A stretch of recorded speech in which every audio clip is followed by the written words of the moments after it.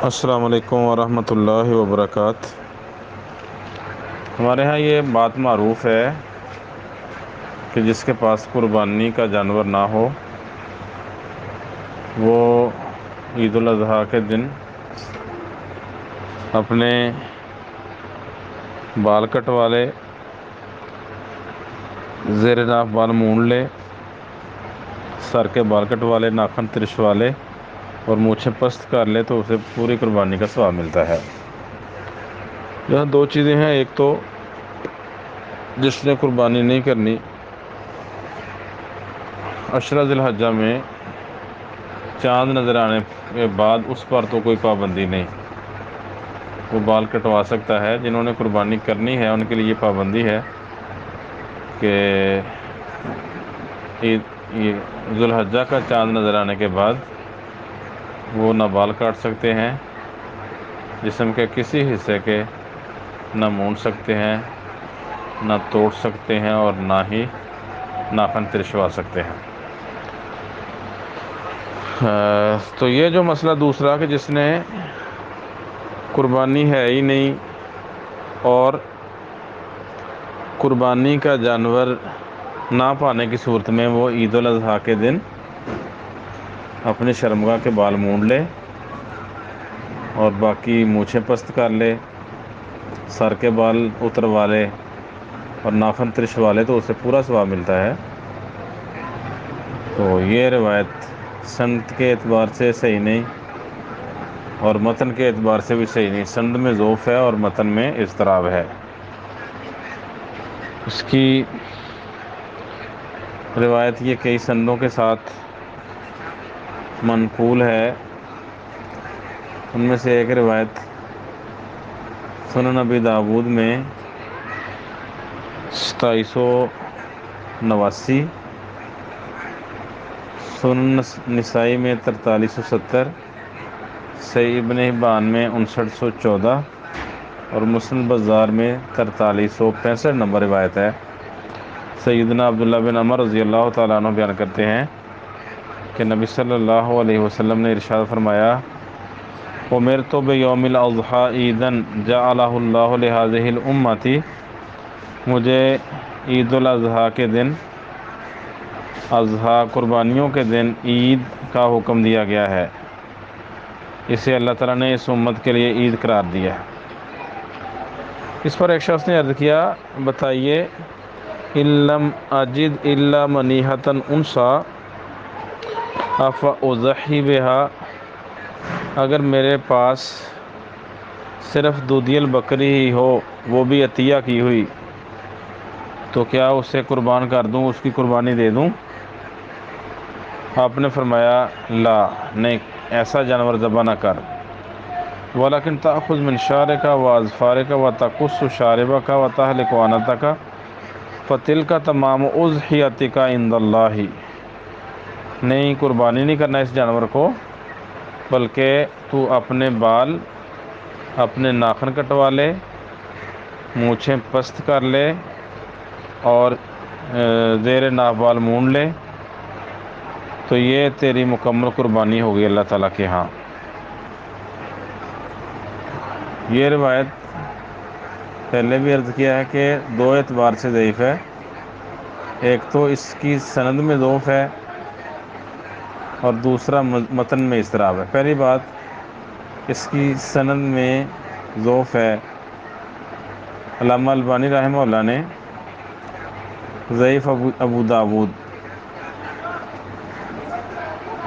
میں دوسری جلد 370 نمبر اور 71 نمبر صفحہ، وہاں اس کو ضعیف قرار دیا ہے۔ کہتے ہیں، اسنادہ لیس بذاک کما قال الذھبی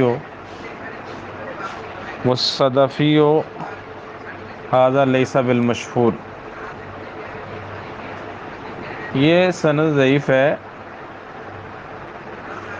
ایسی نہیں، اتنا کمزور ہے جیسا کہ ذھبی نے کہا ہے، اور اس میں راوی ہیں یحییٰ بن ہلال صدفی، یہ مشہور نہیں، مطلب مجہور راوی۔ تو اس کی سند نقل کرنے کے بعد علامہ البانی رحمہ اللہ بیان کرتے ہیں ھذا اسناد ضعیف عندی، اس روایت کی سند میرے نزدیک ضعیف ہے۔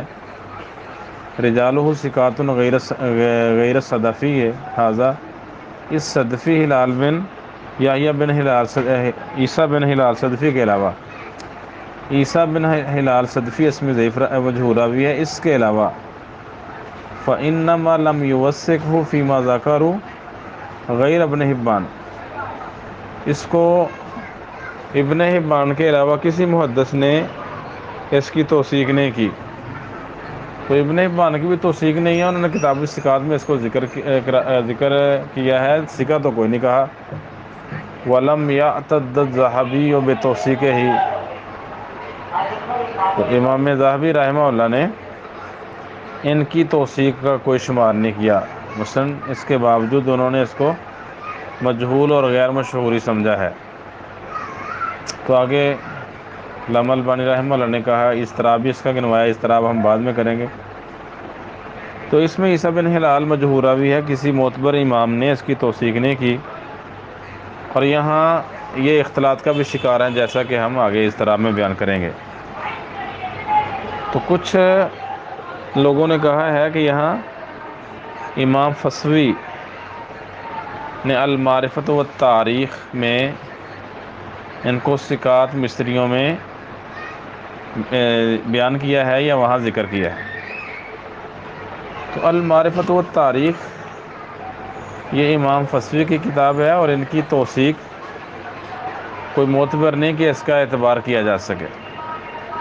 ایک تو عام محدثین نے ان کی توثیق کو بیان ہی نہیں کیا، تو اس میں کئی راوی ہیں، کچھ راوی ہم نے دیکھے کوئی 10-12، تو ان میں سے آپ دیکھ لیں کہ کافی راوی جو ہیں اس میں امام فسوی کا حکم محدثین کے خلاف ہے، مثلا ان میں کافی تساہل ہے۔ عمر بن جابر حضرمی، ان کو بھی ثقات مصری تابعیوں میں انہوں نے شمار کیا ہے، جبکہ دیگر محدثین نے اسے ضعیف قرار دیا ہے۔ حافظ ابن حجر کہتے ہیں ان کی توثیق کے باوجود ضعیف شیعی، یہ ضعیف ہے، شیعہ راوی ہے۔ امام عقیلی نے الضعفاء میں اس کو کہا کانا یکذب، یہ جھوٹ بولا کرتا تھا، اور یروی عن جابر مناکر، اور جابر رضی اللہ تعالیٰ عنہ سے یہ منکر روایتیں بیان کیا کرتا تھا۔ حافظ ابن حبان المجروحین میں لکھتے ہیں کہ عمر بن جابر حضرمی اہل مصر سے ہے، اس کی کنیت ابو زرع ہے، یہ جابر سے سہل بن سعد سے روایتیں کرتا ہے، اور اس کا عقیدہ یہ تھا، یہ سمجھا کہ علی بادلوں میں ہے، جس طرح شیعہ کا عقیدہ ہے کہ علی خدا ہے اور بادلوں میں پہنچے ہوئے ہیں، وہاں سے نظام کو کنٹرول کرتے ہیں، اسی طرح اس کا ایک عقیدہ تھا۔ تو یہ کہتے ہیں کوفیوں کے ساتھ اس کی اٹھک بیٹھک تھی، تو وہاں سے اس نے یہ عقیدہ لیا ہے۔ تو اس کے بعد لکھتے ہیں لیست من حدیثہ لا یحل الاحتجاج بخبرہ، جابر سے یہ ایسی منفرد روایتیں کرتا ہے جو حدیثیں ہوتی نہیں، اور اس کی حدیث سے حجت لینا حلال نہیں ہے، اور نہ جو اس سے روایت ہو، مگر تعجب کے ہونا سے کہ عجیب روایتیں بیان کرتا ہے جن کا سر پیر کوئی نہیں ہوتا، اس طرح کی روایتیں آپ نے کوئی بیان کرنی ہے حوالے کے طور پہ، تو یہ اس کی بیان کر دیں۔ تو اتنی سخت جرح کے باوجود امام فسوی نے اس کو ثقات میں ذکر کیا ہے، مطلب ان کی توثیق معتبر نہیں ہے۔ دوسرے راوی ہیں ابو سلمہ الکتبانی، یہ بھی مجہول اور غیر معروف راوی ہیں، تو ان کو بھی انہوں نے ثقات میں ذکر کیا ہے، امام ذہبی نے بھی ان کو مجہول قرار دیا۔ تو علامہ البانی رحمہ اللہ نے سلسلۃ الاحادیث ضعیفہ میں 14ویں جلد 13 نمبر صفحہ ہے، اس میں محدثین کے اقوال شمار کیے اور بتایا کہ یہ مجہول راوی ہے، اس کے باوجود یہ اس کو ثقہ کہہ رہے ہیں۔ مغیرہ بن نہیک راوی ہیں، حافظ ابن حجر نے تقریب و تہذیب نے اور حافظ ذہبی نے میزان الاعتدال میں امام فسوی کی توثیق کے باوجود مجہول قرار دیا ہے۔ کہ کسی امام نے، معتبر امام نے اس کی توثیق نہیں کی اور یہ ان کی توثیق کر رہے ہیں۔ عمران بن عبد المعافری، یحییٰ بن معین، حافظ ابن حجر، امام ذہبی نے اسے ضعیف کہا ہے، اور علامہ البانی رحمہ اللہ کہتے ہیں کہ یہ بھی ضعیف ہے اور ان کا استاد عمران بھی ایسے ہی ضعیف ہے۔ ابن معین نے اسے ضعیف کہا ہے، حافظ ابن حجر نے بھی ان کی مطابقت کی ہے، اور حافظ ابن حجر نے یحییٰ بن معین کے ضعیف کہنے کے بعد امام فسوی کی توثیق کی طرف نہیں دیکھا، اور نہ ہی امام ذہبی نے، کہ امام فسوی بھی اس کو ثقہ کہہ رہے ہیں تو اس میں کوئی حکم میں تبدیلی لے آئیں، لیکن انہوں نے فسوی کی توثیق کو چھوڑ کے ابن معین کی تضعیف کو معتبر قرار دیا ہے۔ ابو عصبہ ذہبی نے میزان الاعتدال میں اور حافظ ابن حجر نے لسان المیزان میں اسے مجہول قرار دیا ہے، جبکہ یہ ان کو ثقات تابعیوں میں ذکر کر رہے ہیں۔ تو اس طرح کی اگر کتاب کو صحیح طرح کھنگالا جائے تو پھر تو ان کی بڑی غلطیاں نکلتی ہیں۔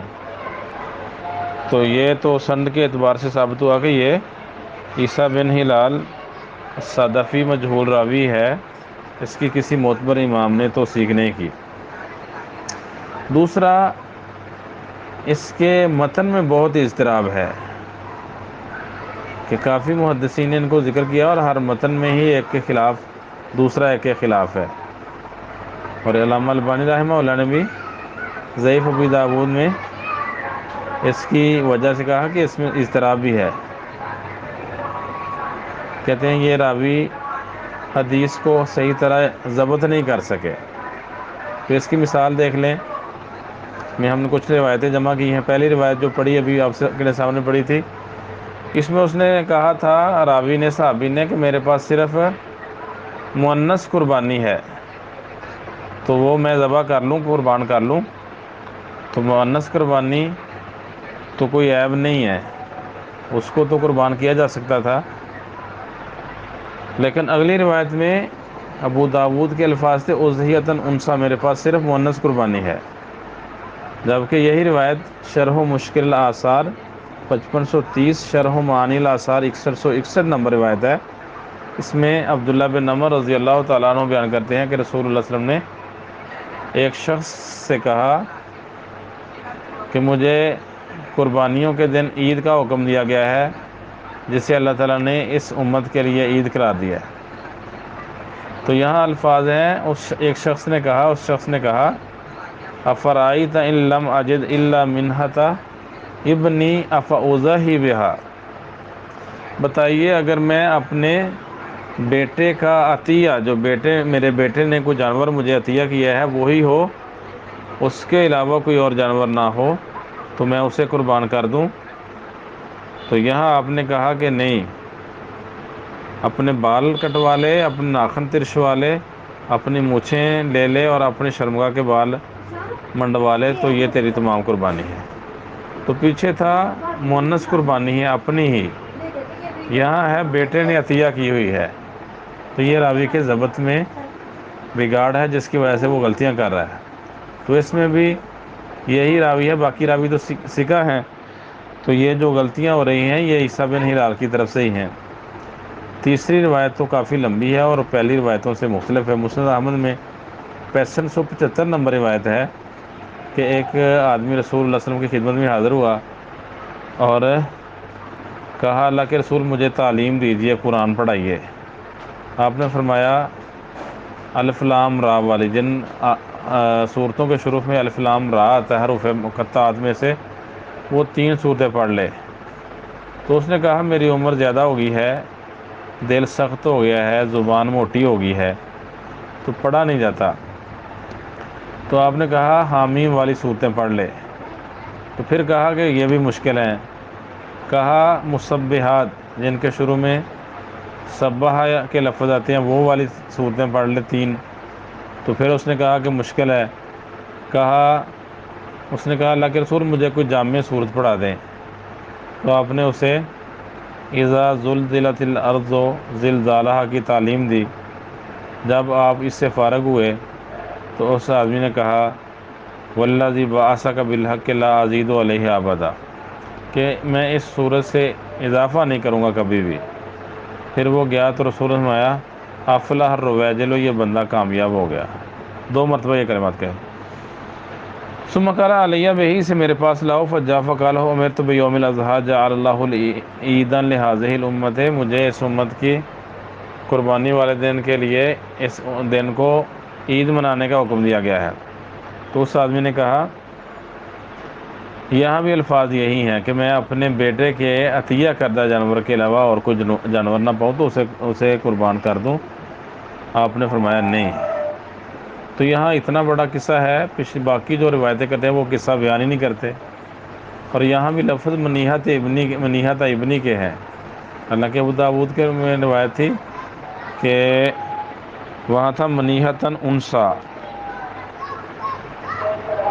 یا الفاظ وہاں تھے اضحیتاً انسا، اور کچھ نسخوں میں ہے منیحتاً اضحیٰ انسا.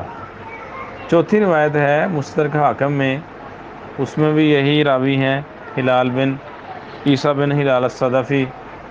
تو کہتے ہیں اللہ کے رسول نے اسے کہا، جب پوچھا اس آدمی نے تو کہا کہ اللہ کے رسول، اگر میں صرف مؤنث عطیہ کردہ جانور پاؤں اور شاۃ اہلی، یا اپنے گھر والوں کی بکری پاؤں، اور منیحتہم، یا اپنے گھر والوں کا کوئی عطیہ پاؤں تو میں اسے ذبح کر لوں. اب اس میں پچھلی روایتوں سے بھی مختلف الفاظ آ گئے. پہلی روایت میں تھا اضحیتاً انسا، ابو داود کے ایک نسخے میں ہے منیحتاً انسا. پچھلی روایتوں میں مسند احمد کی روایت میں اور شرح مشکل آثار اور معنی الاثار کی روایت میں تھے منیحت ابنی. یہاں 3 الفاظ آ گئے. کوئی مؤنث عطیہ کس نے کیا ہے کوئی ذکر نہیں. اپنے گھر والوں کی بکری، اپنے گھر کی بکری اپنی ہوتی ہے تو یہ اس سے مختلف، یا گھر والوں کا تحفہ. تو مثلاً اضطراب ہے شدید. 5ویں روایت ہے طبرانی کبیر میں 14ویں جلد 121 نمبر صفحہ اور 14741 نمبر روایت. اس میں الفاظ ہیں اللہ کے رسول، قربانی کے دن میں اگر میں اپنے گھر کی بکری ہی پاؤں، کچھ اور جانور نہ ملے تو پھر کیا کروں. تو یہاں گھر کی بکری کا ذکر ہے، اور یہ تو سند کے 2 علتوں کی وجہ سے ضعیف ہے. اس میں عبداللہ بن لہیہ کا اختلاط ہے، اور یہ عیسیٰ بن ہلال بھی اس میں راوی ہیں جو اختلاط کا بھی شکار ہیں اور ہیں بھی مجہول. سنن بہقی میں 19028 نمبر روایت ہے، اس میں ہے الفاظ ان سے مختلف ہیں. کہا اللہ کے رسول فَإِن لَمْ أَجِدْ إِلَّا مَنِيحَةَ أَبِي وَشَاةَ أَبِي وَأَهْلِي وَمَنِيحَتَهُمْ.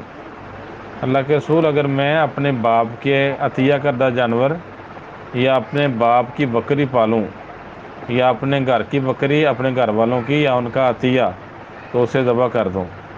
تو یہاں بھی الفاظ میں کافی جو ہے وہ گڑبڑ ہے کہ کبھی کچھ بیان کرتے ہیں کبھی کچھ بیان کرتے ہیں. تو یہ سند متن میں اضطراب ہے. تو اس اضطراب کی وجہ سے بھی علامہ البانی رحمہ اللہ نے اس کو ضعیف قرار دیا ہے. تو 2 علتیں بیان کی ہیں ضعیف ابی داود میں.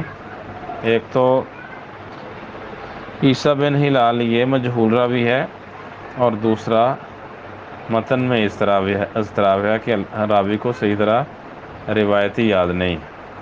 تو ان 2 علتوں کی وجہ سے یہ روایت ضعیف ہے. اس لیے جس کے پاس قربانی نہیں وہ کچھ بھی نہیں کرے گا. جو قربانیاں جن کے پاس ہیں وہ قربانیاں کریں، اور جس کے پاس قربانی نہیں ہے وہ عام روٹین کے مطابق دن گزارے، تو اس پر کوئی ذمہ داری نہیں ہے. بہترین صدقہ جاریہ حاصل کرنے کے لیے اس ویڈیو کو لائک، کمنٹ اور شیئر کرنا مت بھولیں.